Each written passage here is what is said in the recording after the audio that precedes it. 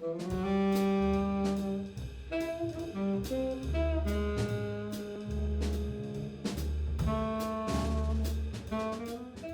entire creative team is very diverse, and this is a film that felt very much speaking from a place of representation, and a desire to portray it in a really amazingly authentic manner. Do you feel that having a diverse creative team is important in filmmaking? Is it something we need more of? Talk a little bit more about representation and diversity within the creative process, if that's okay. Yeah, I mean, I think one of the things that's happened for all of us who made the film is this is the way we've always made films. We've always had really diverse crews and core teams. It's just finally the industry is starting to catch up with us and realize that this is the way that it should be, because it's not like it's a necessity, right? You need to reflect the world that you live in, and I think that's why part of the reason why problems, particularly those relating to white supremacy, have persisted in the United States, because the media has been used as a tool of violence against working people, against communities of color, against immigrant populations. And that's why they've resisted diversity and inclusion in filmmaking teams. Mm-hmm. So, I mean, I think that's like, for Ricky and I, that's our baseline, right? We're outsiders. And so, when Bruce is like weighing whether or not to consider us to talk to us, and, and we show up in St. Louis, and he's like, he sees that the way we approach storytelling is not one of exploitation or extraction, it's one of collaboration, and storytelling ultimately. Mr. Franks, anything else? Oh yeah, so when everything to what Sami said, and I'm gonna tell y'all the truth, when they reached out and I actually talked to Smriti, I went and looked Sami and Smriti up, and I saw two people of color. I saw a man and a woman with melanated skin. And that was important for me because, to be quite honest, if it was two white men, I probably would have still declined it. Because all too often we've had people who have these platforms come in and try to tell our stories, and then a lot of the times those stories are wrong. A lot of those movies that you see that people love get a lot of awards. When you check in the communities of colors, we have a lot of issues with those particular movies, and we have issues because those stories weren't centered around our communities, and nobody asked us, nobody included us in the process. And now that I've been in this world with Sami and Smriti and Cheyenne and Poe and the rest of the team, what I see in Hollywood is still, most of those rooms don't look like us. And so I think that's one thing that's pushed me now, with the help and the guidance of Sami and Smriti to get kind of into this form of storytelling, is making sure that people of color have platforms, to tell their stories and make sure those stories are centered around those communities. Very cool. Thank you so much. So I want to switch a brief tack. One of the things, and actually one of our students even noticed it, is this film really shows the emotion and the struggle behind a lot of this work. It'd be easy to cast you as a superhero who's completely invulnerable, to take the Superman metaphor. But you show your vulnerability, you show your emotionality. Was that a conscious choice in the collaborative process to show those struggles and to show the emotional toll that this work takes? I'm a mental health advocate, so I immediately noticed it. Right. Actually, no. Sami, what you think? You think it was a conscious effort? I think I'm always this way. So it's I think once I let you in, whether it's a film crew, whether it's friends, whether it's coworkers, once I let you into my space, then you're automatically family with me. And when you're family with me, you get to see all of me. You get to see every emotion I go through. You get to see the things that I go through each and every day, because that's the only way you're going to truly understand me. I do wear my heart on my sleeves. I am a passionate person. I will cry, I will curse, I will yell, I will block the highway, I will do whatever it is I need to do to get my voice heard, to get my message out. And when Sami them came in, and Sami probably could tell better than anybody, because Sami actually was like in the crib with me. Like Sami lived with me while he was there shooting. Like this was me each and every day. So being able to be me and show that on camera was very important, because like you said, and Sami them say this all the time, they could have showed this film where, you know, the superhero saves the day, you know, end of the film pops up, racism is over, we can all go about our day. But we know that's not reality. And they knew it wasn't reality the way they put the film together. And so I felt like I had to give them every single part of me, because I knew people would be watching this film, and those people that would be watching this film go through the same things I go through, whether they're elected officials or not. You know, work is stressful. Working and having kids and, you know, in the community or whatever it is you're doing is stressful. And we definitely need to be highlighting mental health all the time, especially in minority communities, because of the stigma put on it. You took the words right out of my mouth. If you hadn't have said the mental health stigma, I was going to ask about it, because we actually, one of our ComTree counselors in the front row, and we have, you know, hashtag fight the stigma up all over campus, because we're trying to constantly talk about mental health issues. And and I don't know if this is outing. If you don't want to talk about it, that's fine. But I know isn't that kind of what you're working on now, Mr. Franks? Yeah, so I made sure I added it into all of the gun violence prevention work that I'm doing. On top of that, being a vessel of, you know, truth when it comes to talking about mental health, but talking about it in an in-depth way. I'm doing a lot of interviews, and I'm doing a lot of like PSAs and things like that now. To kind of uplift this message of, you know, it's okay to not be okay. It's okay to get help. It's okay to take a step back. But yeah, mental health has came to the forefront of my fight with gun violence prevention, because during this whole process, I realized the things that I was going through weren't normal. And on top of that, really not to be too dark, but to take it a step further, talking about suicide in minority communities, because that's something that we don't talk about. We believe, you know, I grew up believing that all black people don't kill themselves. Like, that's what was told in my community. That was told by my grandmother and my mother, who I love dearly. They just didn't know. You know, they weren't educated about it. And now, after me going through my struggles and being at that point, I know for sure, you know, that's something that we struggle with. And so now that I'm dealing with it, I've dealt with it and continue to deal with it, I want to make sure I'm upfront and loud about it. So, you know, we can, you know, end that stigma on mental health. And just to jump in too, I mean, not to kind of like appear like we're, you know, we've done all right, I guess. We've been nominated for an Academy where we have like a great deal of interest in our film. But that said, I think the fact that all of us made a film that does show vulnerability, you know, an African American who is strong but also vulnerable, we face some resistance and skepticism from some corners of the industry because of that.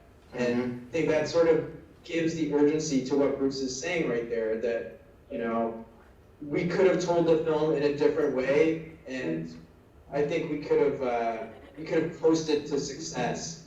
You know, we could have had a really nice narrative where everything is like, and racism is over, you know, where people can go about their days and like worry about what's for dinner. But the fact that we did incorporate that struggle and that darkness, and I think ultimately we're like throwing a question out to the audience at the end of the film. Is if somebody as amazing, as incredible, as inspiring as Bruce,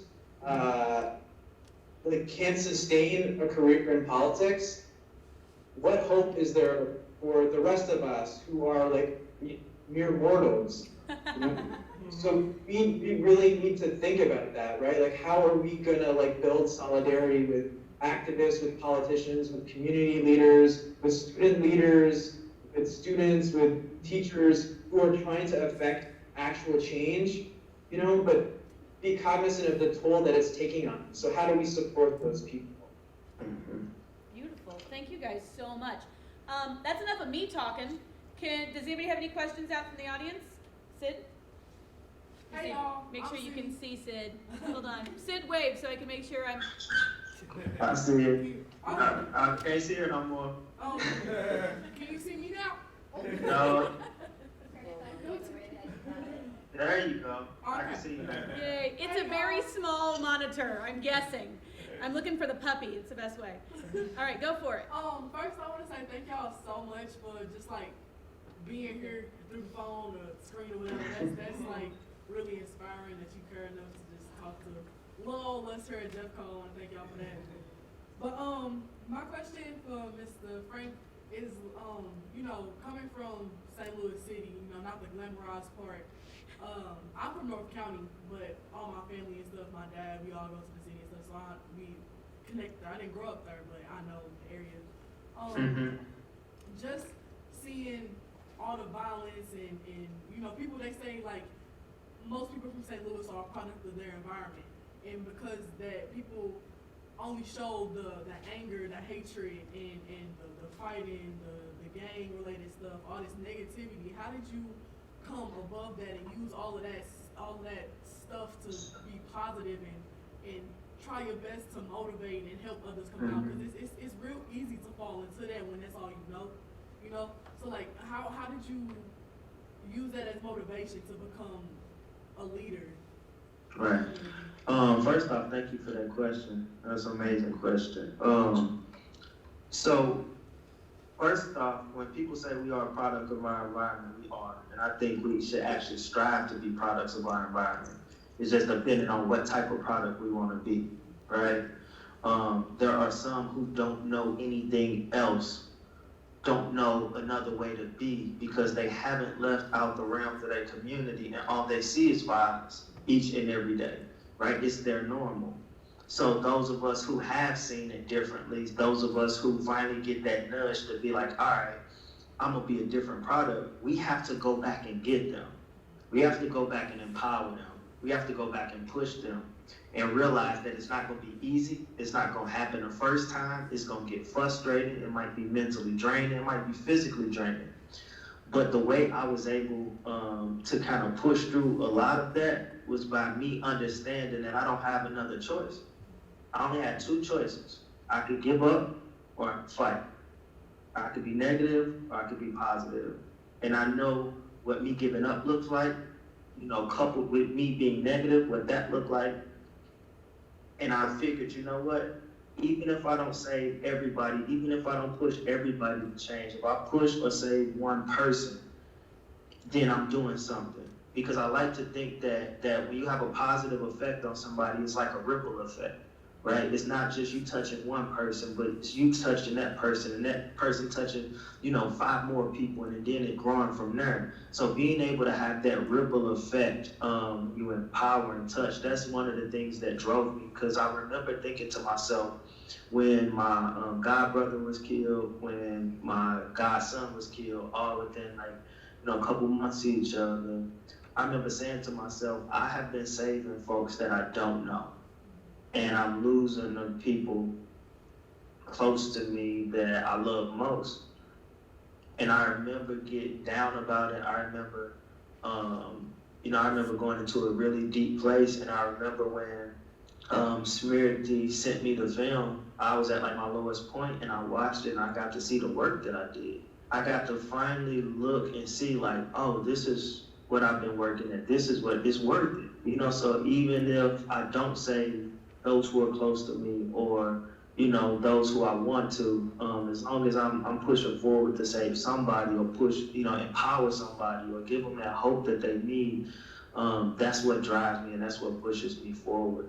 Communication is the greatest superpower that we have, right? Being able to not only talk, but listen. Listening is the most important thing we can do. So when we have those communities like what me and you just talked about, where it's in the city and it seems like it's no hope and it's a lot of violence, and we just got to take the step back and listen to what the issues are that's going on. We have too many people trying to fix those issues without knowing what the root causes of those issues are. They're fixing them, trying to fix them the way they think they need to be fixed, rather than listening to the people, right? So we need to use that communication superpower, just listening to people, and that will guide us in empowering them, pushing them, giving them hope, whatever it is we need to do. Thanks. And all of you who are in my communications class, that was a beautiful commercial for coming to class on Monday and talking about this, right? I teach communications here. We're doing actually active and cooperative listening next week, so I'm really thank you for that, because now I hope they actually come and do the homework. Another question from the audience, Winnie. How did it feel like going from being an activist and a protester? Can you hear? Yeah, I can hear Hey, camera, just a little to the left. There we go. How did it feel going from being a protester and an activist on the streets of Ferguson to walking into the Senate chambers and stuff like that? Like, was that just like something that kind of blew your mind? It seems like it would blow my mind. Just it definitely. Thank you for that question. I appreciate it. It definitely was an eye opener, because I walked in with my I'm rooting for everybody black hoodie on. We love to see it. We love to see it. Hey. That wasn't always appreciated. But I remember one day walking through the halls when I first got there, and I had to drop something off at the clerk's office. And I went and dropped it off, and she said, "Oh, thank you. Who do you work for?" And I said, "I work for the people of the 78th District." And she was like, "Oh, I mean, what representative, are you a legislative aide to or intern?" I said, "I am just the representative." And she, like, her eyes, like, almost popped out of her head. But she was really nice, she was really, "I'm so sorry, God." And I was like, "It's cool, don't worry about it." And so I walked around, and I realized that I'm serving the people of my city and my community. My office is in a building where just 100 years ago, we wasn't allowed to come in. Like, there weren't people that looked like me serving in these positions just 100 years ago. Just 50 years ago, 60 years ago, we fighting for the right to vote. And now I'm elected to office. So while I'm here, if it's 8 years, if it's 16, if it's 2 years, I'm gonna give these folks hell.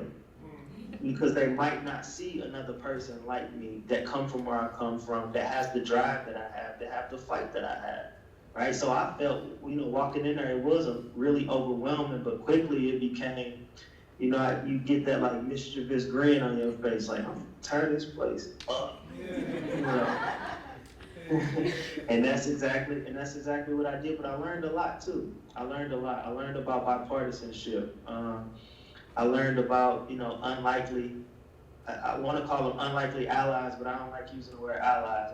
Anybody I link with is family, so it's like unlikely family. Like some of those people who are the opposite political party as me that I actually linked with and was able to work with.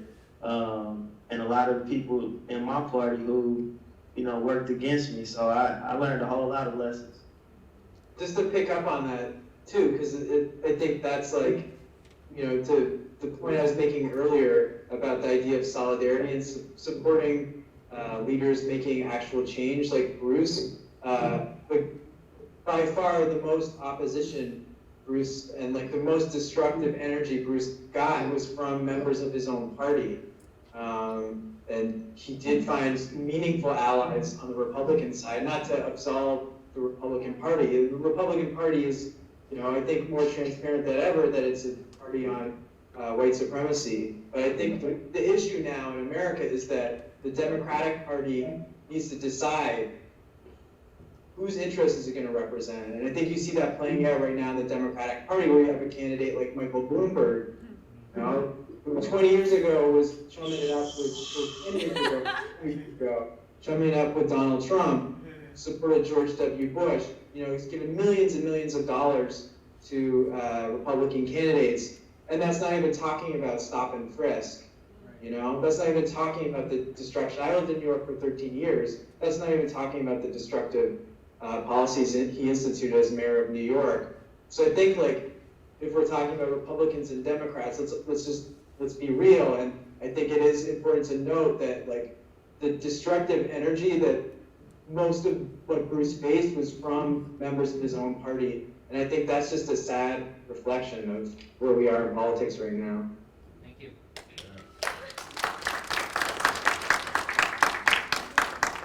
Any other? See, Sam, I wasn't trying to turn up yet.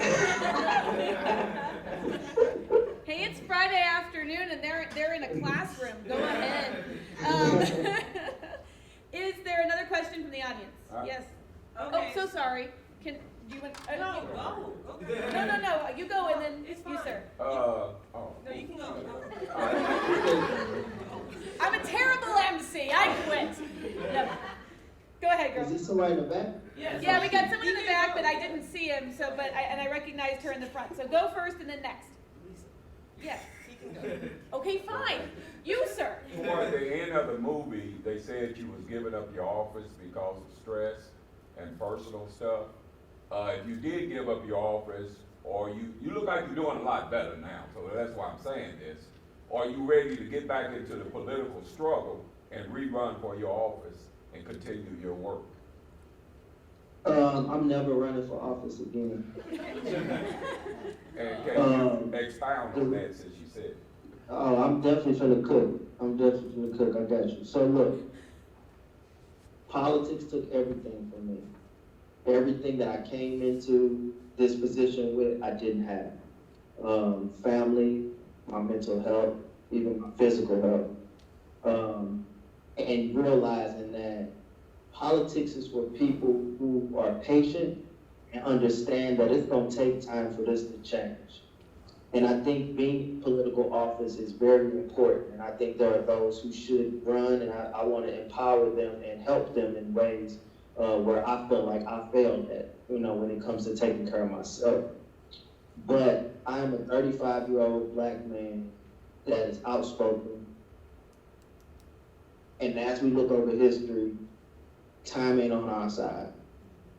And so while I have this time left, while we on borrowed time, I'm better served fighting in the streets, disrupting the system, disrupting the status quo, organizing in the streets, while working with those in office who understand this need for patient change, and getting the job done that way. Because I feel like there's always been a separation or a gap between our frontline activists and organizers on the ground and our elected officials. And it was because we didn't trust the elected officials.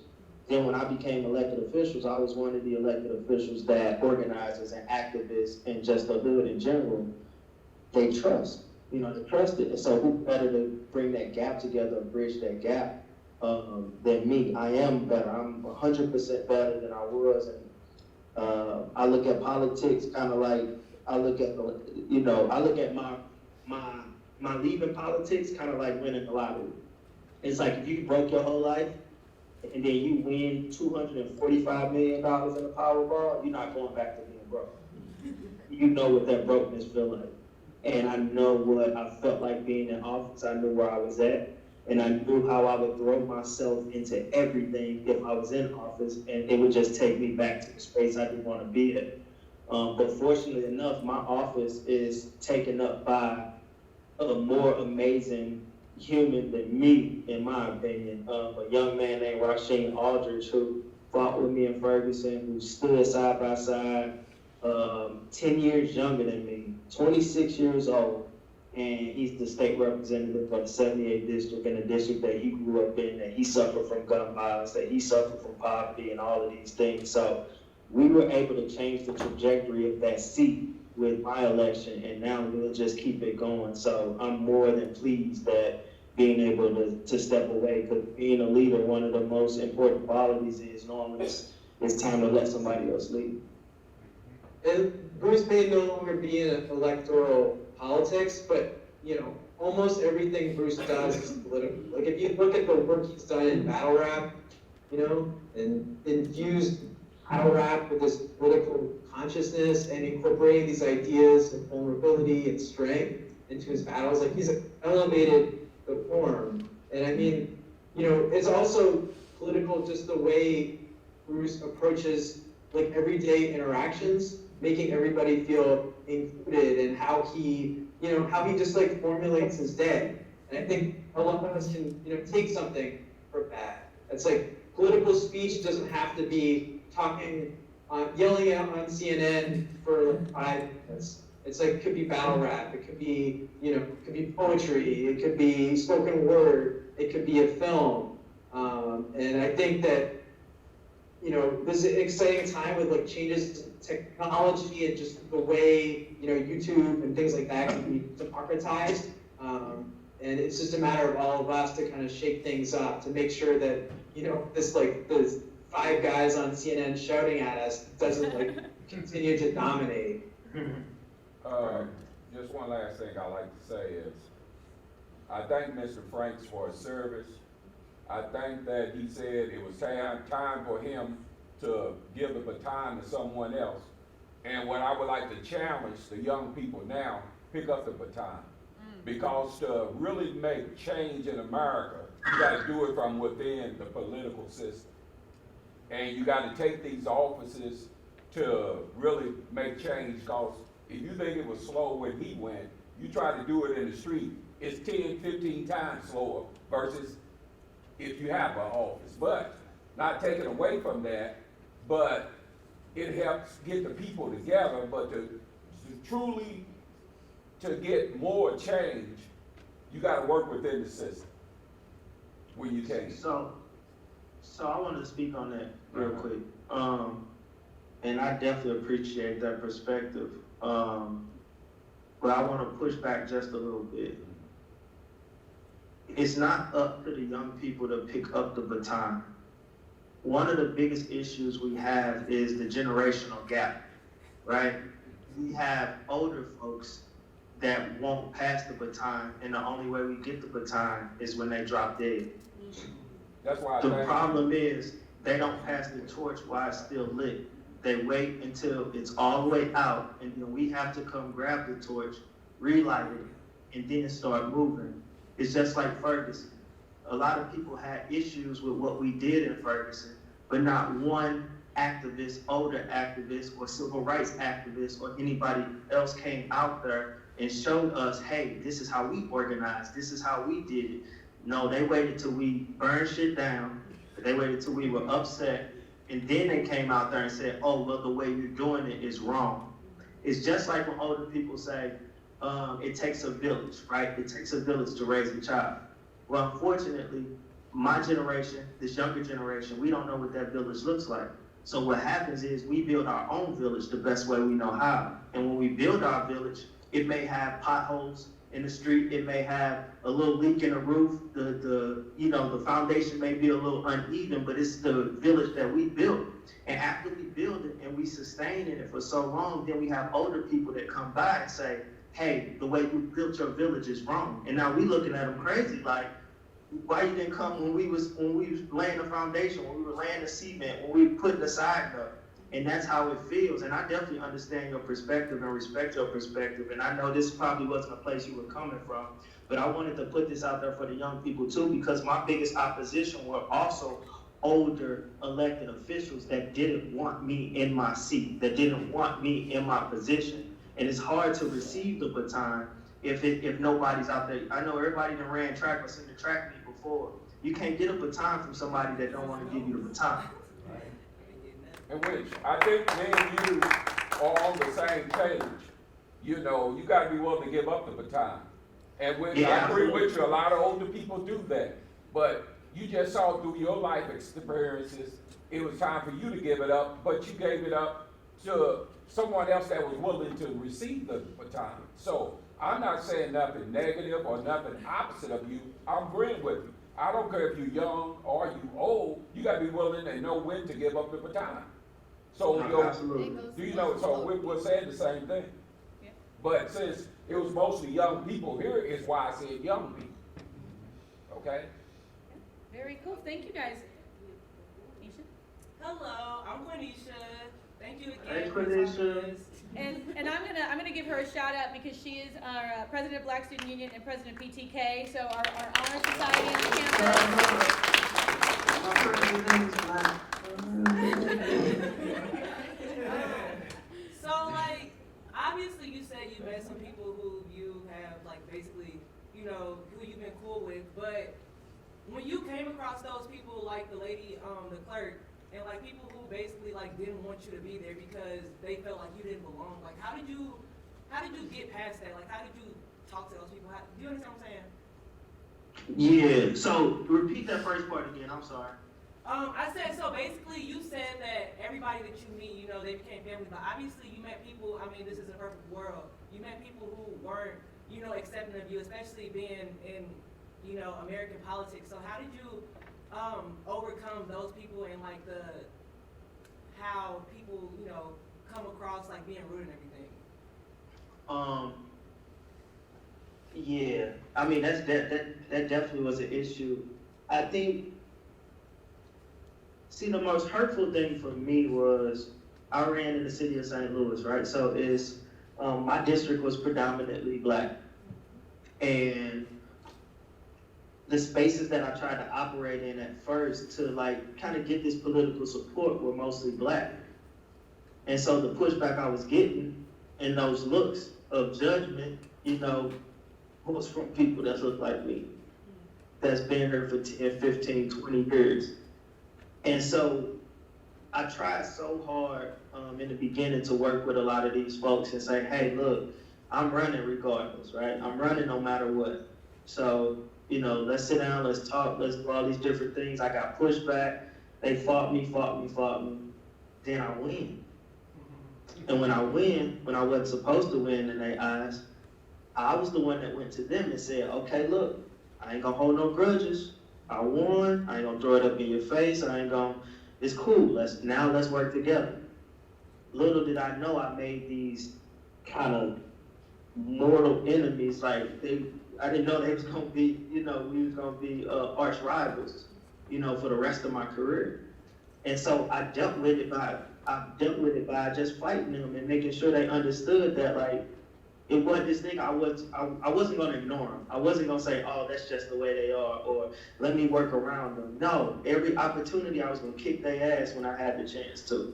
Because you have to understand that if you're gonna fight me on this, if you're gonna continue to fight me and push back on me, then I gotta let you know how I got here. And how I got here is with the people. So not only am I gonna push back on you, but the people gonna push back on you, and I'm gonna expose you to who the people, you know, for who you really are.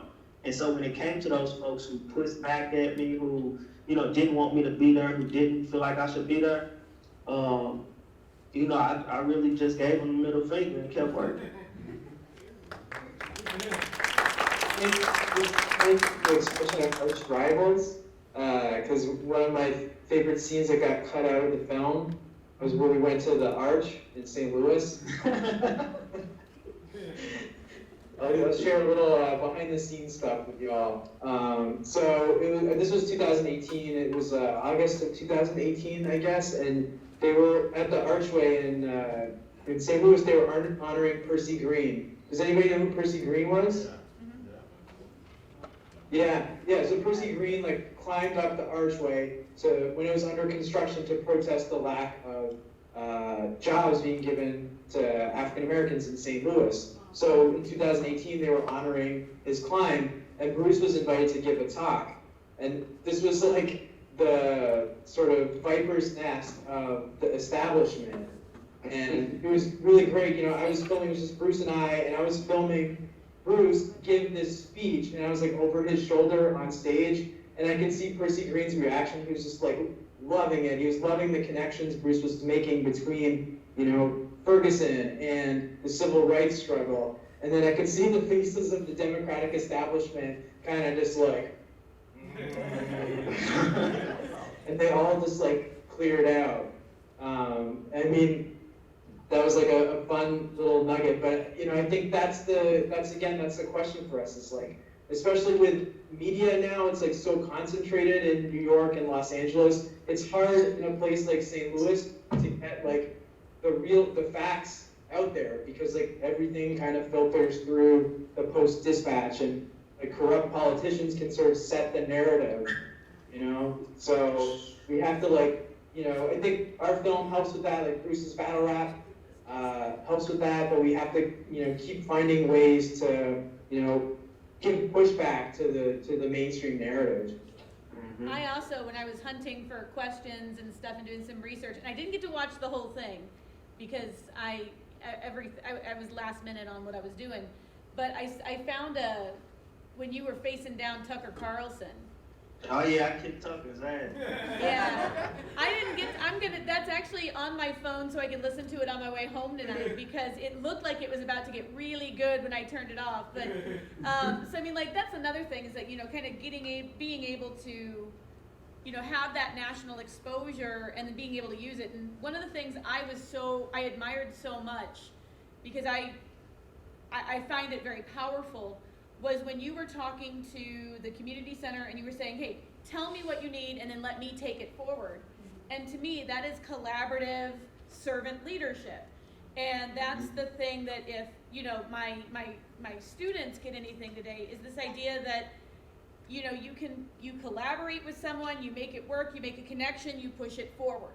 And it gave me life and gave me hope to see, you know, you kind of taking that from the folks in your district, actually being on the ground with them, and then pushing certain things forward, which I thought was really amazing. We have time for one last question, and then I've got a little way for you to plug your stuff. Go for it, Sid. Okay, so my first question was for Mr. Frank, but now I'm sorry, I didn't get your last name. Mr. Khan. Mr. Khan, hey Mr. Khan. Please don't call me Mr. Khan. Call me Sammy. Bro, I'm only calling you Mr. Khan. It's out of respect. That's my but Mr. Khan, Sammy, you know what I'm talking about. Just the film was very, very beautiful, and I just wanted to ask you about how was your mindset when you wanted to go through production? Like, how did you structure the I don't know how to. Yeah, how did you structure the video? How did you structure the moments that you captured, the people, and like how did all that come together? Because it was very emotional and it was fun for me. It was fun and inspiring to see like, wow, I've been on that street, or like, wow, I was just in that park the other day. I was like, that touched me, and just to see how everybody was there and it highlighted it and also showed the struggle. It was like the beauty in the struggle. And so I just wanted to think like, how was your mindset when you made that? 'Cause that went crazy. That went crazy. Yeah, it's a great question. I mean, I'm still kind of moved and overwhelmed by that too. And I think the reality is that it's not just the people who made the film, but there are dozens and dozens of other people who contributed to the film in some way. So we're like talking just about the approach to the filmmaking. Like we shot the film most of the film is shot on this really small camera, this 300. We shot it with prime lenses, which are like fixed lenses. So you can't, there's some shots which are a zoom lens, but most of it is a thick lens. So it meant that if I wanted to film Bruce, I had to actually, and I wanted a close shot, I had to actually be close to him. A lot of times in documentaries, and this is sort of the sad legacy of documentaries with kind of like explorative stories, anthropological stories, you're shooting from a really far distance. You know, you can think of like films that are made by, you know, white filmmakers about, you know, about the projects or about St. Louis, which are shot from like across the street. And I think it was important for us not to make a film that way. We wanted to be close to Bruce. We wanted to be, if he didn't want us next to him, we wanted to hear that from him. So if I wanted to be next to Bruce, Bruce was gonna tell me, you know, get the hell out of here, Sammy. And I'll say, there was only one time where Bruce told me not to film or to keep my distance, and it was at his bowling league. So that's like something that, yeah, his bowling league, yeah. That's something that we got out. So like, Bruce is a professional bowler. Game of 300 during production of our documentary. And I think part of that has to do, like the relationship we developed not just Smriti and I with Bruce, but Cheyenne, the co-producer, who was like instrumental in Chris, Absolutely. a bunch of the film. Also, you know, we had this like, it was just a really small group of us, and it's like the same idea I was talking about with how like Bruce approaches his interactions, his everyday interactions, like with you, with me, with like the the person working the front desk at the hotel we were staying at last week. That's like political, and that, you know, that's informed by who Bruce is. Similarly, that's how we approached the filmmaking, that it was like inclusive and it was like trusting. The most important thing wasn't the shot, wasn't what we were getting that day, but it was being present to understand what Bruce was going through. And I think by doing that, that allowed the magic of like the opening scene with Bruce and his son King. Like that was not planned. There was no way we could have planned that. We shot other stuff that day that was planned, but that was like, you know, that was just Bruce and King on the stoop, and you know, just noticed that they were out there. And it's like, oh, I'm gonna see in film and see if we get something. And honestly, like the greatest filmmaking compliment I ever got in my whole life was from Bruce, and he said, you know, man, I had no idea you were filming that. I had no idea you were actually there. And I was close, man. I was close. I was super close. You just look at some of those shots, it's like 3 feet away. But we had developed that relationship. You know, I think it's also just a testament to Bruce and like the gift of intimacy that he gave us. You know, and we just felt like this sacred bond just to not let him down. Not like really, if I can, well, I won't curse. Not to mess up his story. Just be true to his story and that intimacy that he had given us. I mean, I even noticed there was like maybe 3 long shots in that whole piece. There, you know, like there's the swearing in, there's the shot down the street, and I think there's a shot near the march. But everything else is like MS or CU, and it was just so nice and very intimate, and it was just really cool to kind of see how you were doing with that. So that's awesome. That's beautiful. That's crazy. You was in this man's house. Yeah, he lived with her. That is beautiful. That's dedication. Yeah, no. So when they started to film, and once we locked in, like, I mean, it don't take you 10 years to realize that like somebody's family or that you love them, right? I met people within one day that I've been like, oh man, I love this person. Like, they super dope, and are some of my closest friends now. And that's how I felt about Sami, Smriti, and Cheyenne. It was like that. You know, we met in this space, and it's like my intimate space. Like my kids are here. You know, I wake up here. I'm from the hood, right? Like I ain't too keen on just letting nobody in my house. And so I remember one time I walked downstairs and I heard movement in the living room. I'm like, hold on. Send me here. All right, bet. But now, like, we built this bond to where, like, we real life family. Like, I mean, like family.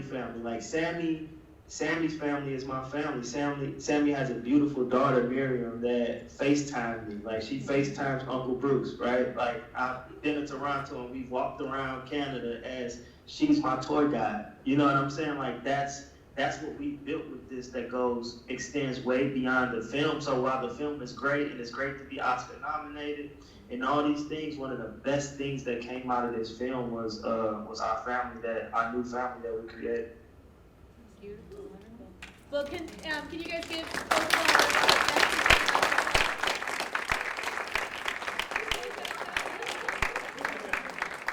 If we want to support your work, and we want to try to help support you in what you're doing, what can they do? Where can they find you? Go ahead, this is your plug moment. Plug whatever you'd like to plug. I got you. So I got an organization that I relaunched. I had it since 2015. It concentrates on gun violence prevention from the root cause. It's life28.org. Just life28.org. You can go there and find out, many ways to help, as well as just stay in tune to my social media. I'm I'm big on social media. That's where I operate from. Answer all my own social media. I don't have no, I can't afford no assistant or nothing like that. So it's just me. What's the And it's Bruce. Yeah, what's your It's, Twitter handle? it's Bruce Franks Jr. Bruce Franks Jr. All together. Ladies, if you don't have it, you can email me. I've got it. Okay. Yeah, Sorry. but it's just Bruce Franks Jr. and that's on all platforms. That's my Instagram. That's my Twitter. I am verified on Twitter. I just got my check mark. And I will be respectful of your wishes. Sammy, what about you? So, we're hoping to keep the family going, like to get the family paid together. So we're working on a doc series which is about battle rap. Cool. And we're developing the pitch and meeting with people and trying to find the right production company to partner with. And then you can find me on Twitter and Instagram. It's just my name, Sami Khan Film.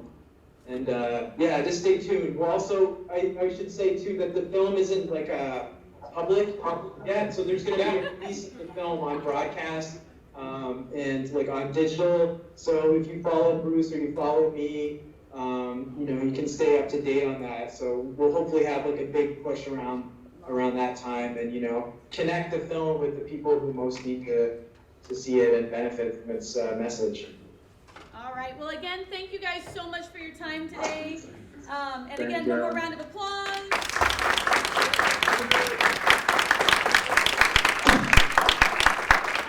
And Mr. Franks, I'm going to email you because I want to mail you a present because I make recycled comic book jewelry and I've got a Superman pendant for you. Oh, that's good. So, it's what I can do. All right. So, again, thank you guys. Take care, and we'll see you soon.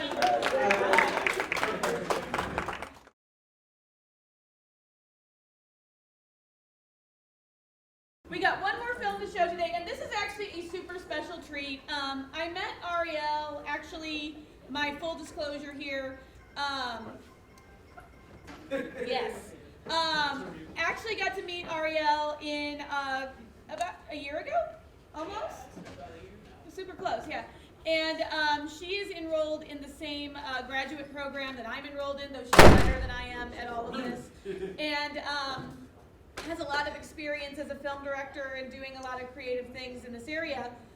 And on the first day of class, she's like, "Oh yeah, well I'm from way down south," and she's like, "I'm from Jefferson County." And I'm like, "Oh, I'm from Jefferson County too."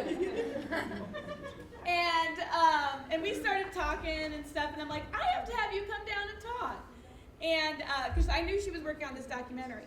Do you want to give them a brief intro before we show it, or just want me to show it?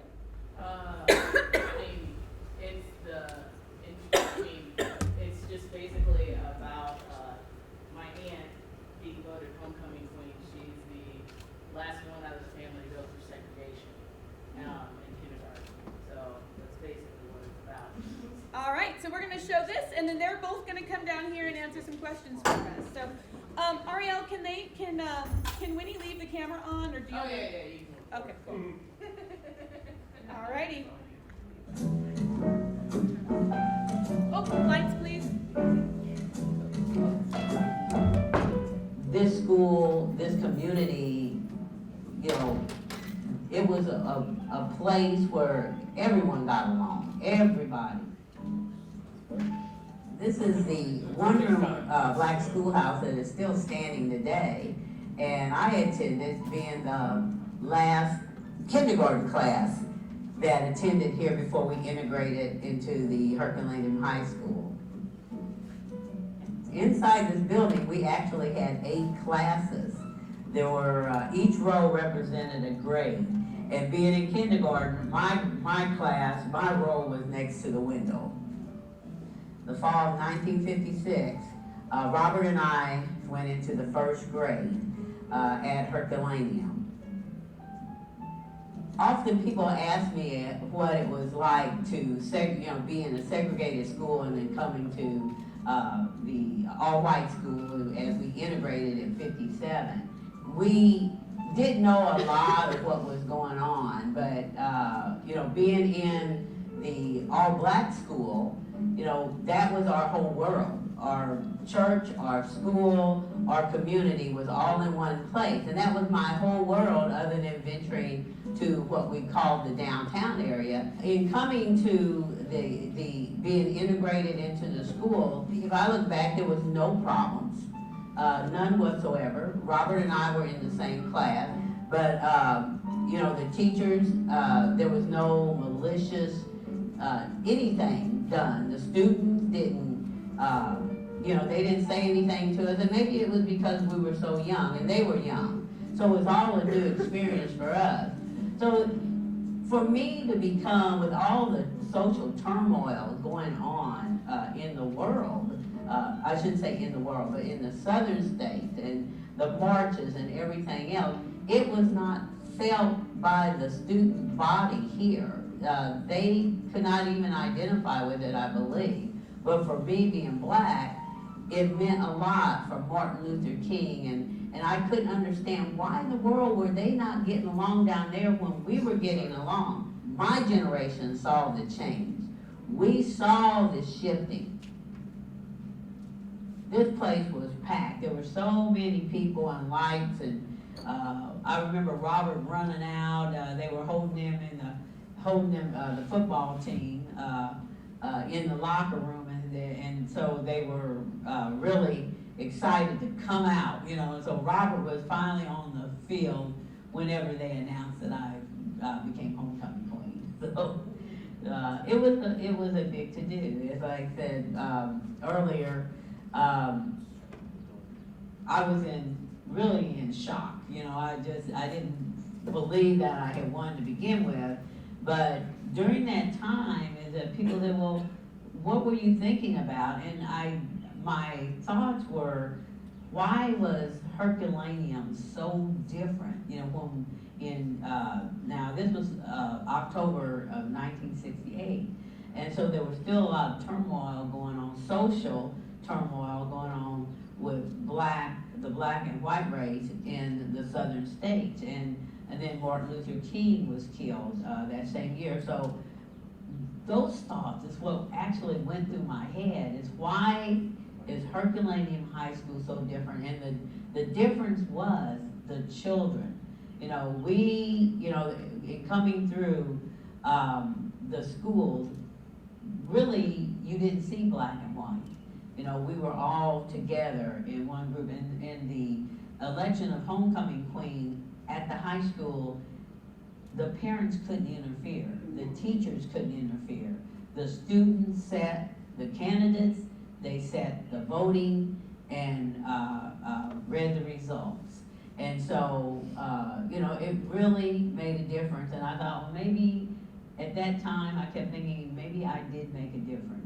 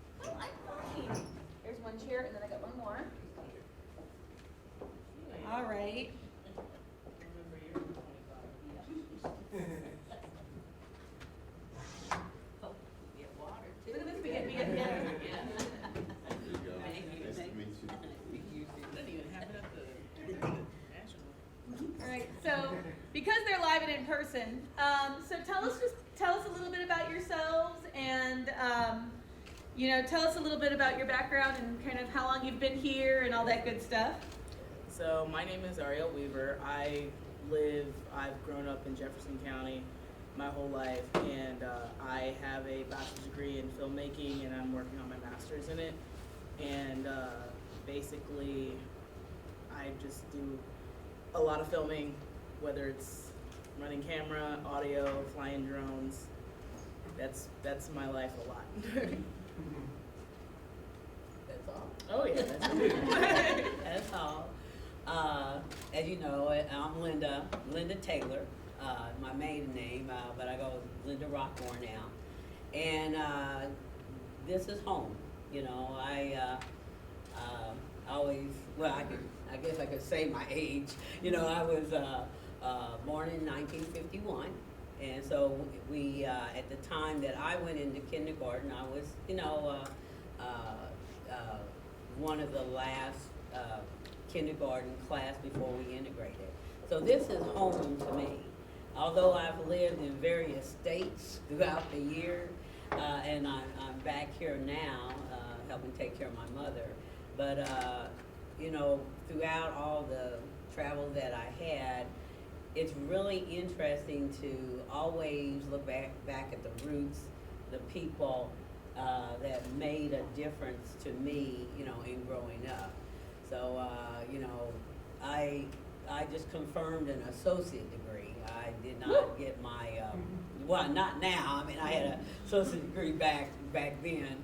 So I didn't get a 4-year degree, but it's, I've always been interested, and it's in education. So I've always been interested in the educational field, and especially a lot of the history that we're just beginning to tap a lot of it, just because of social media and just so many, just because of the internet.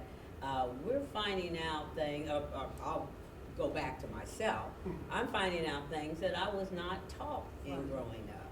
That it was a lot of the Black history, you know, maybe because we were integrated into an all-white school system, Black history wasn't important there. And so I was not taught. Yeah, so in growing up through the 60s, 70s, it was an awakening. And now, not to say that we weren't aware of a lot of things, like what they refer to as the Wall Street, the Black Wall Street, that they literally burnt down a whole city that was predominantly run by Black people, and that was in 1926. Now, and yeah, my mother, who's still living at 93, I remember her telling me that when I was growing up. So there was a lot. But anyway, I'm rattling, and you know, but I am here. Yeah. Yeah. That was in Tulsa, yeah. Oklahoma. Aurielle, of all of this, I mean, because I know you a little bit, you have all kinds of interesting stories to tell. You're just an interesting and fascinating human. Why did you decide to zoom in on your, and full disclosure, this is your aunt. Yeah. Right? Yeah. Full disclosure, why did you choose to zoom in on your aunt's story? Honestly, so I'm going to Webster with her. And we Don't make that sound like such a bad thing. It's not. But what is it? I had to do a mini doc for one of my classes, and it's one of those where I am someone who tries to get good stuff done fast and cheap sometimes, because it's one of those, and I say that, I do her because she's free. She's not sitting there asking, I want $1,000 per hour with this. But it's not just that. I've used her story actually for a lot of stuff, and every time I've used it actually even in my undergrad. The reason I passed the class actually.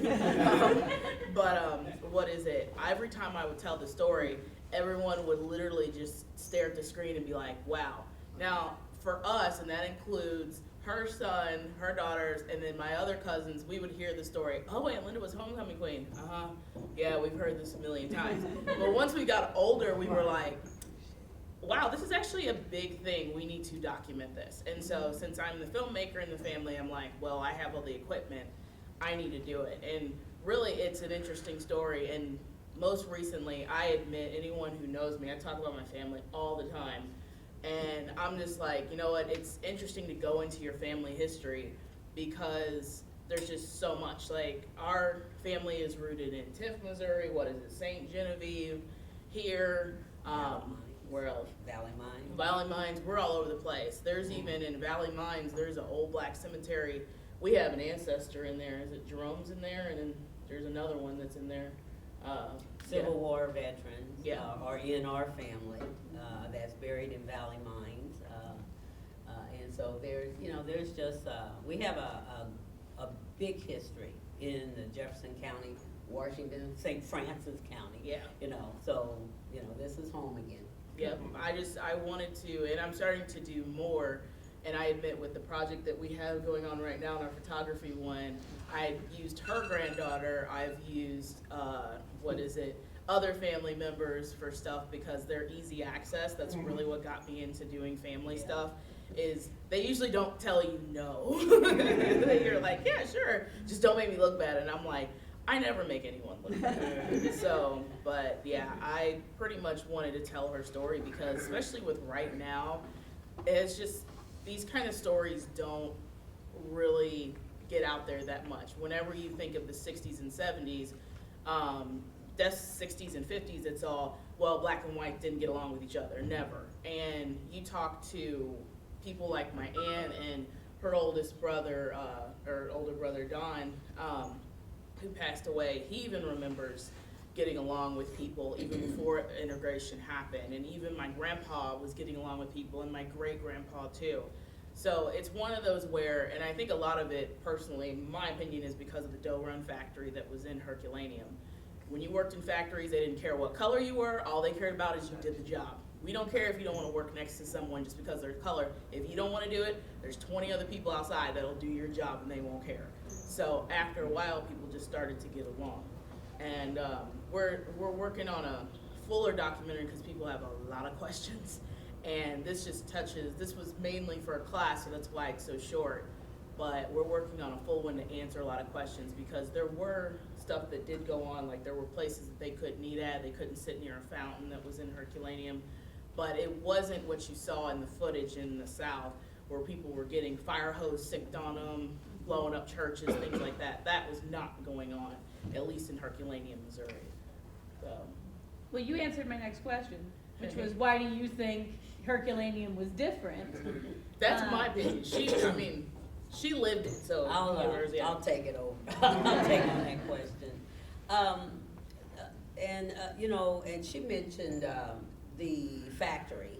A lot of people in Herculaneum, the families predominantly worked at the time, the St. Joe Lead Company, whereas it seemed like everyone was pretty much equal. You know, there wasn't, there was this, you know, everyone was in the same boat. Everyone was, you know, like I said, working there, living there, you know, carrying on, and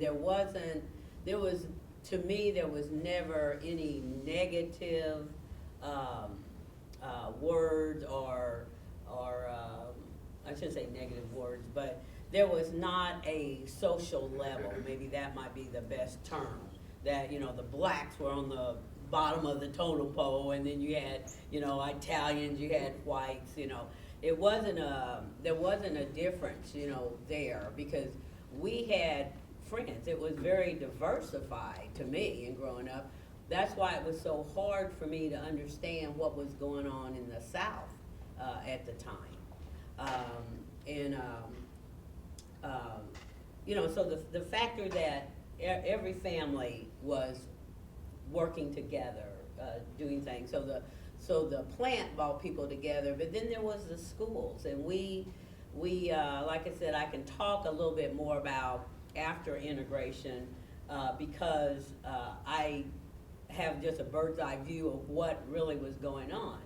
Now you actually saw the beginning and you saw the end of the documentary. A little bit of Dr. Martin Luther King and a little bit of what was going on in the southern states. And like I said, the students at Herculaneum, and you know, predominantly white. I don't even think the blacks was even 1% of the demographics there. So, you know, it wasn't discussed, it wasn't, you know, it was, when we came home, that's where we discussed it. We saw, you know, we were then in that world of being in the black race. And not to say at the time, once we integrated, we still had our social settings. We still had our, you know, some people might have heard about Teen Town down in Festus, But Teen Town was not where the black students went. We had a little place, I love Mr. and Mrs. Beckett. They had a little bitty shack, and that's where the teens, the young people hung out. And we played our records, you know, we ate, we danced, you know, that was our place of gathering. And then down the street, there was the club for the older people. So we had our segregated areas just as it was in the 50s, in the 40s. Because what people don't understand, they say, oh, we didn't have segregation, we didn't have the problem. But the social levels in Jefferson County was there. You know, the blacks had a movie theater that they could only go to. They could not go down on Main Street Festus, where I think it was called the La Jade, I might be mistaken, to attend. Now, blacks was in there working, but they could not go in and watch movies. So that was a turning point that I saw that we began to go. My cousin Suzanne Beckett, we kind of, and Valerie Brown, we kind of broke the color barrier in the Girl Scouts. Now, you wouldn't think of anything like that, but we could not join the Scouts. You know, we had to have our own group. I didn't even know you could even form a Girl Scout group. But I also, there was a lot of firsts for me. And it just, a lot of people might know the Elks Club, when they had a swimming pool. Blacks could not get in that swimming pool, but the Girl Scouts that year, we were actually in it. We were the first one. Now that doesn't seem like it's that big a deal, but that's what it was. And we talked, she talked about the downtown Herculaneum. Now getting back to Herculaneum, there were still boundaries in a sense, because at the drugstore, now everybody could go to the drugstore, but we as blacks could not sit on the fountain chairs. Now we had a booth a little ways away from there, so we could go to our booth and we could sit there, we could order our drinks, and the people at the fountain, they got their drinks. Of course, they were always waited on first. If there was a white person there, they were waited on first. But they got their soda fountain drinks, they had glasses, you know, it was great. The black students had to be over here, we had to wait, and they served us in paper cups. We were not allowed to drink out of the glasses, you know, so we've come a long way, you know, just across the board. When you as young people, y'all might read that at one point, people were afraid to get black blood in transfusion because they were just afraid that our blood would mess their blood system up, might kill them. You know, there was a lot, like I said, growing up, a lot of places that we came from there. But getting back to the school, my brother mentioned Robert. We need to bring it out a little bit more. He's my twin brother. And so we were the first black students to go through 12 years of integration. And so that in 69, now that mind you, well actually it was October of 68, it was the 68-69 school year. Martin Luther King was killed in April. I was crowned homecoming queen in October. So, you know, you had all this fury and all this hatred and all this going on, and yet the student body at Herculaneum kind of just pushed all these social barriers down. I'm sure there was a lot of flack from other people. You know, well, we don't need a black homecoming queen. That's impossible. We can't have that. But the students, you know, they voted, and nobody could intervene. In fact, I was shocked. I was really shocked at me. Y'all nominated me, you know, and they even ran it in the St. Louis paper. They could not believe that a black young girl was crowned homecoming queen in 1968 with all the turmoil. So I'm sorry, I'll be rattling. So Here's what's awesome. I had like 6 questions prepared and you've answered all of them. So I would I would not consider that rambling. I would consider that being very efficient. Okay. Because that allows me to shut up and to open the floor for questions on the floor. So let me start over here. Yeah. I saw you graduated in '69. Did you get an afro, and did you end up getting an afro before you graduated? No, actually, I've always had long hair, and so, and I tried it, but my afro was out here. You know, it was hard, but to step out into and we're talking the beginning really more of the Black Power movement. You know, I am a man. I see you got your shirt on. That may mean nothing, but at the time, a black man wasn't really recognized as a man. You know, it's hard to believe, you know, to go back, but it's that history before, and then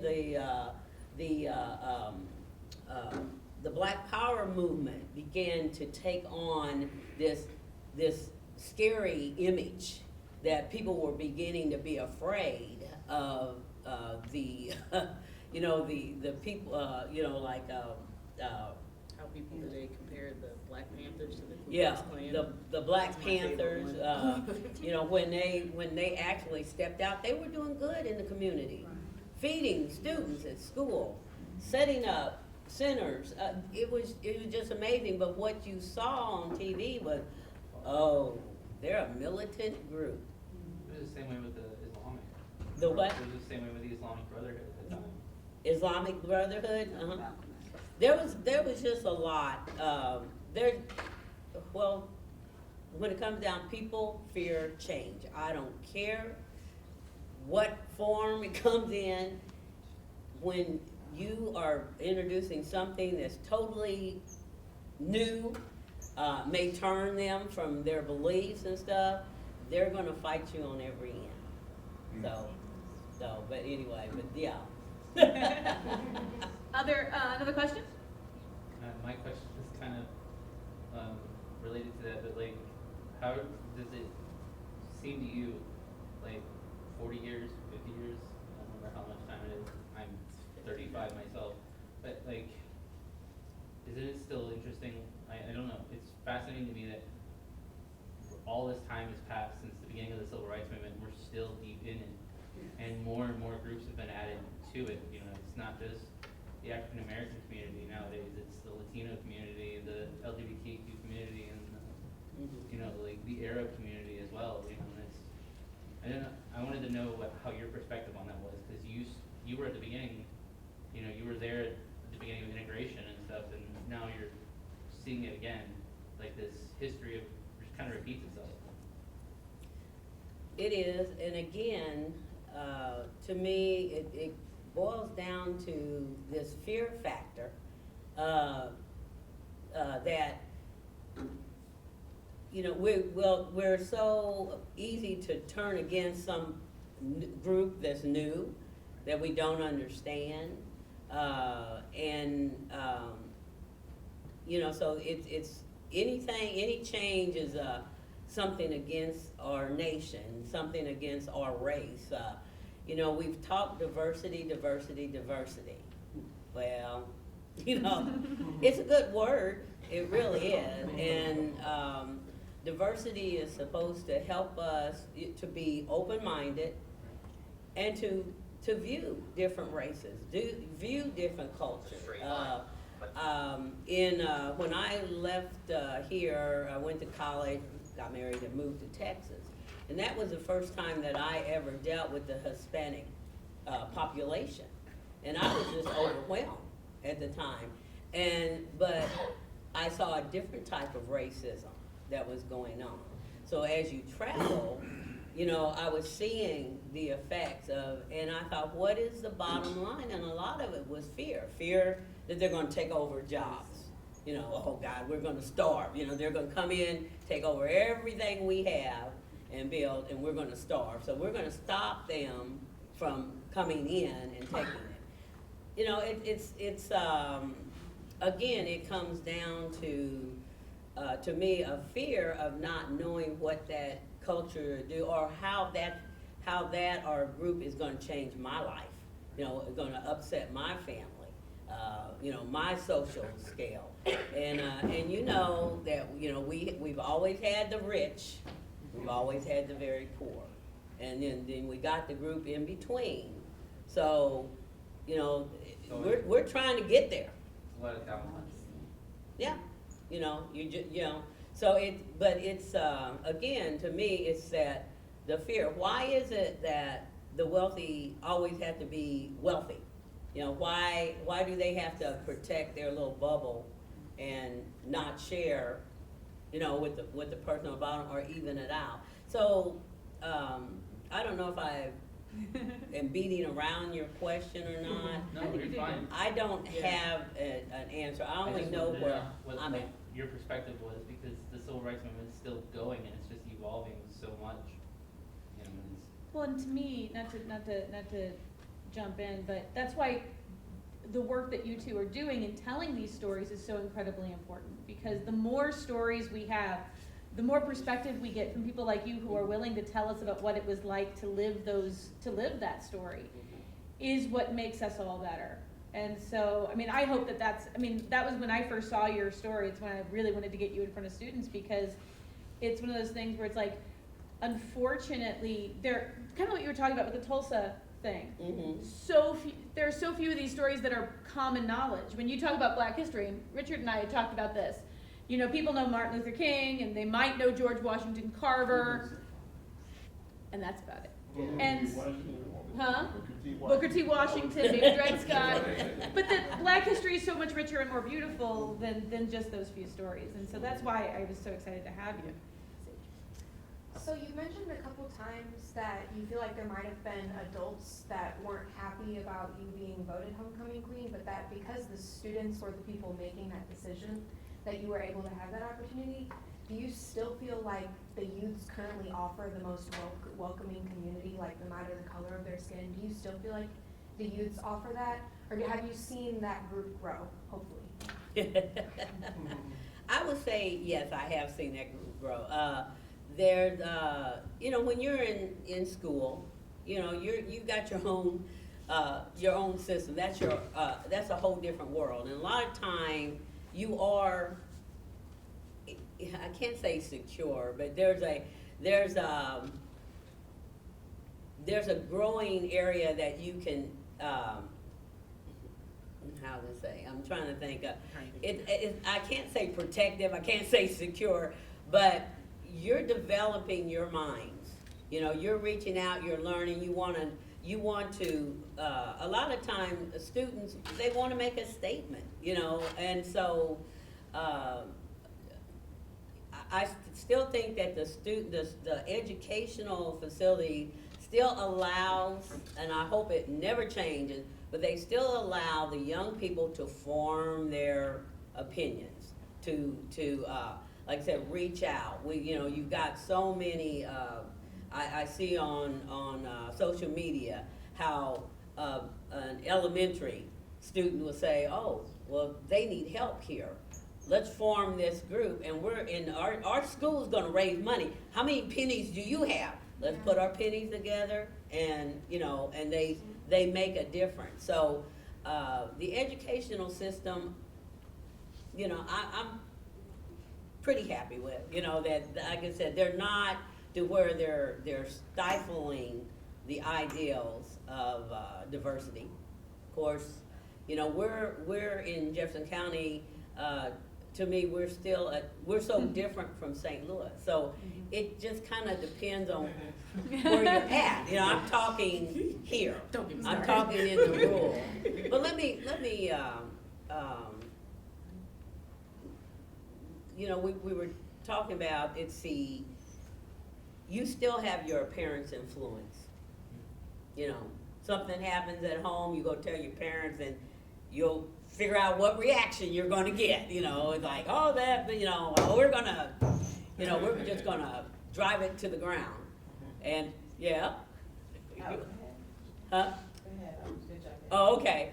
But That's my mom up there. That's her sister. So I was like, I saw her do this. I'm going, what did I say wrong?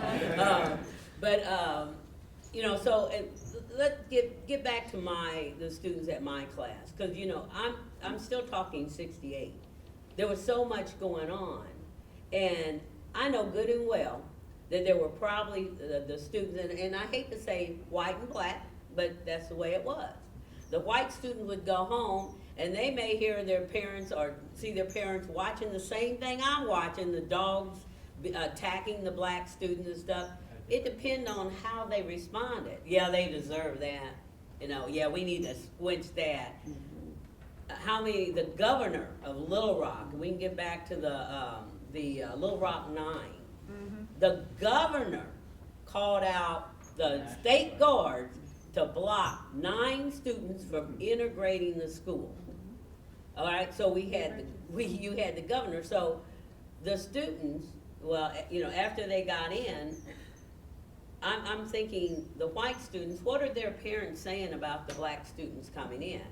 So you can't get around, you're hearing this, you know, so, and then you've got the black students, so, I mean, the black parents. So Herculaneum was so unique because I knew some of those parents out there, and I did have a counselor at the school that gave me a little bit of grief, you know, but I knew that there was that negative part that she was trying to push on me, but with children or with other people, she was saying, oh, you know, now what's the school gonna be? We got a black homecoming queen? What kind of influence is that given across the board? How many other black girls are gonna run for homecoming queen? We can't have that. So it was an image thing. It was an image thing. And the students, like I said, the students, as I said in the film, they cast their votes. They nominated the candidates. So I was a senior class nomination. And they voted, they counted the ballots. So there was no way of any other influence, and they crowned me homecoming queen. I'm kind of jumping a little bit. Maybe I should if you had some questions, or my sister had one. Your sister has a question, and I'm not going to speak. I'm not going to get in the middle of that. Actually, just a couple of comments when the young lady Speak mentioned louder. about the families. She mentioned about the parents or the younger people.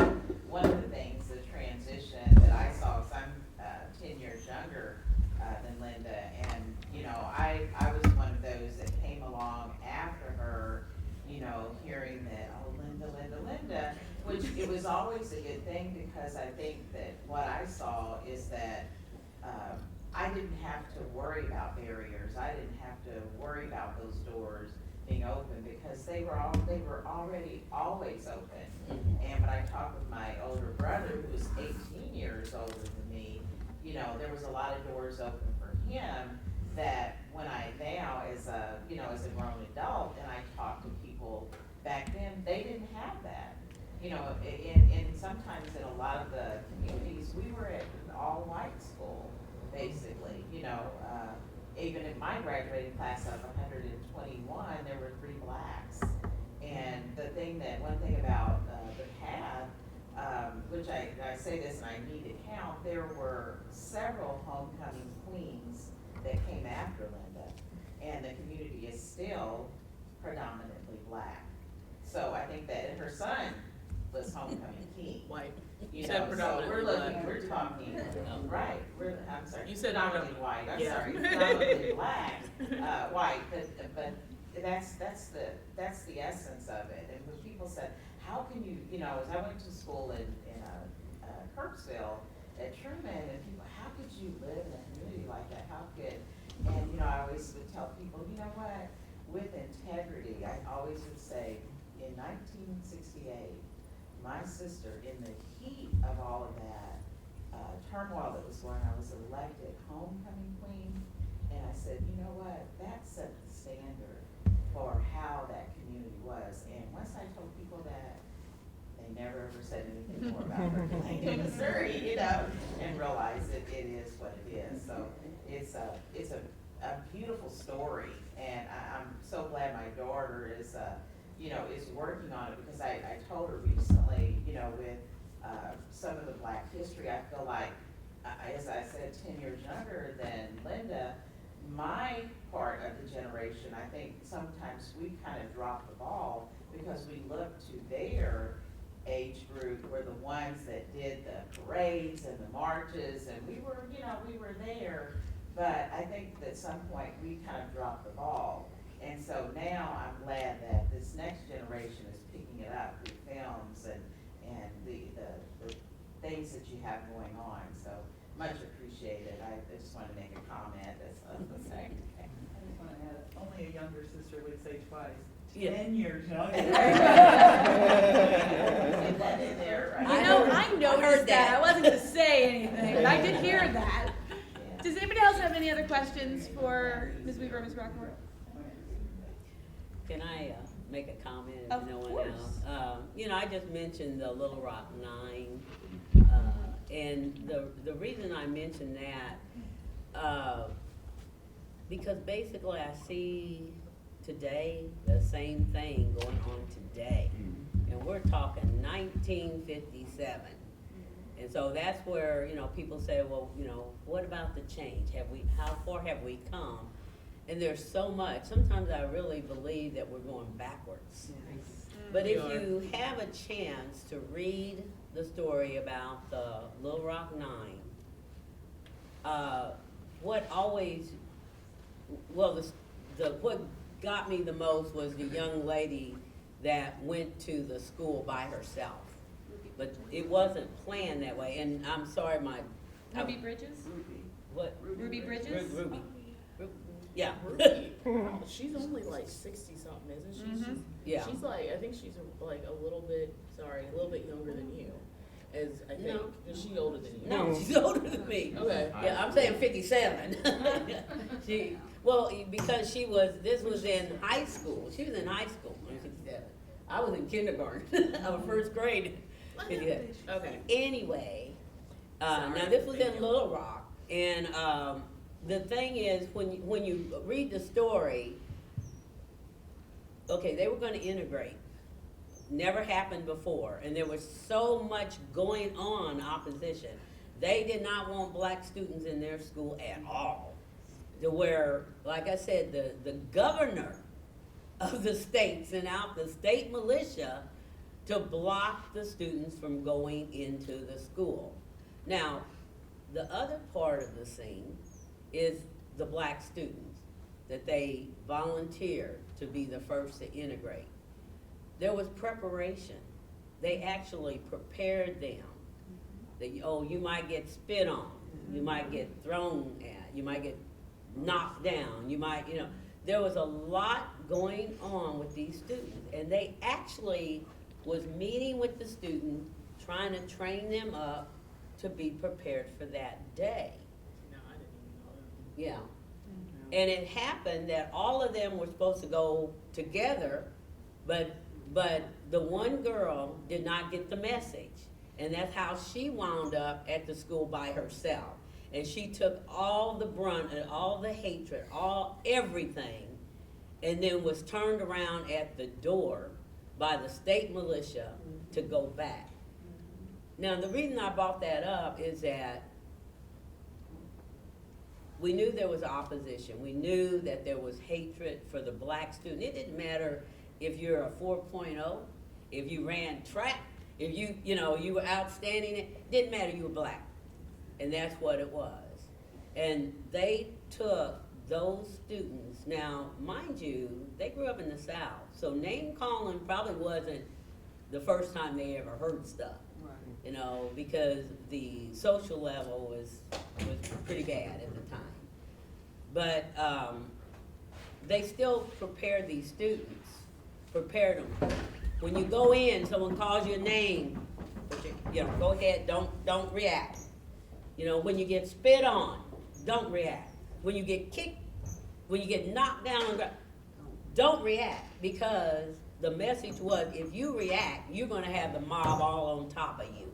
I'm talking students, I'm talking women, men, grown men and grown women jumping on a student. So when you look at that, they were preparing, it hasn't changed. Yes, she went through a lot. they had to call, you know, the president had to intervene on that to get them into that school.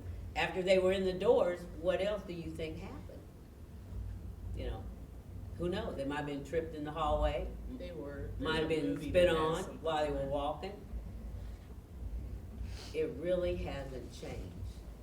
Okay, and the reason why I said it really hasn't changed, because we still have problems in our schools today. That's where the change has to be. And your mothers, fathers, cousins, aunts, uncles, if you're a black child, they're probably telling you, babe, if this happens, come and tell me. Don't do anything, don't do anything. You know, because if a black student retaliates over something, they are suspended. It doesn't really matter. It seems like you lose the battle. And that's where I said, you know, we have not changed. We've come a long ways, yes, but I had to tell, and I hate to say it, but I had to tell my son. Now, he graduated in 92. When did you graduate? 92, 03 and 04. 04, I'm sorry. He graduated in 03. But up until then, now we're talking about the Herculaneum school system, you know. But up until then, there was still the same problems. You didn't want the black student, the parents were still saying, don't do this, don't do that, because you'll probably get kicked out of school. You know, we want you to make it in education. Education is the key. Hang in there. Don't give up, you know, in spite of all that. And, but I had to tell my son, because there was a boy that was beating up on him on the school ground. Teachers out watching him. This is on the elementary side. And I told him, I said, okay, if it happens again, you tell your teacher, and then you come and you tell me. Okay, I wrote it down. Happened again. Do the same thing. Tell your teacher, come tell me, I wrote it down. And I hate to say it, but the third time it happened, I told him to knock the hell out of me. You know, that's just being honest. I said, and then I will come to school with my information and to say that he told the teachers these dates. He asked to be protected on these dates. He even had trousers. The boy grabbed him and slung him and tore his clothes. Still didn't have anything done. But the third time, he knocked him out. Hate to say it. Now that was 5th grade, I think. Same thing happened in football. Well, junior high, you know, a football player thought he could run over him. Taylor picked him up and shoved him into a locker. Never had any other problems. But you shouldn't have to go to that length. And I know, because of students that I hear at the school, the same thing is going on. You cut up on the bus, the black student is kicked off. Now, I'm not here to say, you know, this is happening all the time. I'm just saying, the parents are still preparing, just like they were preparing those students to integrate the schools, you know, because there was an unfairness. So, you know, a change is needed. The school boards, the teachers, everybody, education in general has to look at the equality, the justice, and peace. You know, that's all we're asking to be, you know, to be diversified, to recognize the difference, be justified in action, no matter what color your skin is. And, you know, we need to make that change. So the biggest problem, I know when I talk with Aurielle about this film, is we have a beginning and we have an end. But there's so much that went on in between, because I don't want to paint it like Herculaneum was such a fairy tale, you know, blacks never had any problems, you know, type of thing, but we did. We did. And so that's our challenge, to bring it across, and it's hard. Anyway, I'm sorry. Well, on behalf of our school and everything else, thank you so much for your time. And you guys, I hope that if you get anything out of today, it's that Black history in Jefferson County is rich and amazing, and we've got some great stories, that there is a path forward, and that this fight is worth fighting. And so I hope that that's a takeaway that works for everyone.